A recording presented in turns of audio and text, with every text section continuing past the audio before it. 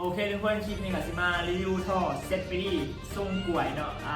ท่อนี้มีตั้งแต่เรียบร้อยเลยก็รถชิปไอปีเก่ารถชิปไอปีใหม่เนาะมีพร้อมส่งกันเดิมบนต้องทางเครื่องเนาะท่อมีหัวอันเลยเนาะสร้างได้10 ใบ20 ใบมีให้เนาะอันนี้ออกมาคร่าวๆเนาะอันนี้จริงที่แล้วนี่โอเค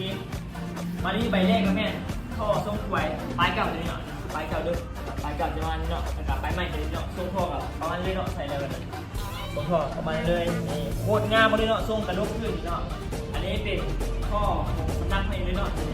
พอท่อเป็นสูตรของทางเข้าเลยพอท่อจะมีน้ำนิ่งกันเนาะแต่ละคนจะมือแม่นซื้อแล้วเขาจะบอกว่าพอท่อจะนิ่งเนาะ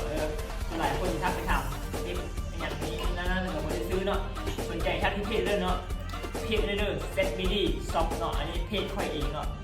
คุยกันในสิบโบราณนะเพราะว่าหากเราสร้างเพจเนาะอันนี้เพจแท้เลยบัตซี่ก็ต้องบัตซี่ก็จะเพจเนาะบัตซี่แม่นซื้อเพชรมอนผมเอาภาษาเนาะบัตซี่จำบัตซี่นี่เลยโอเคสนใจ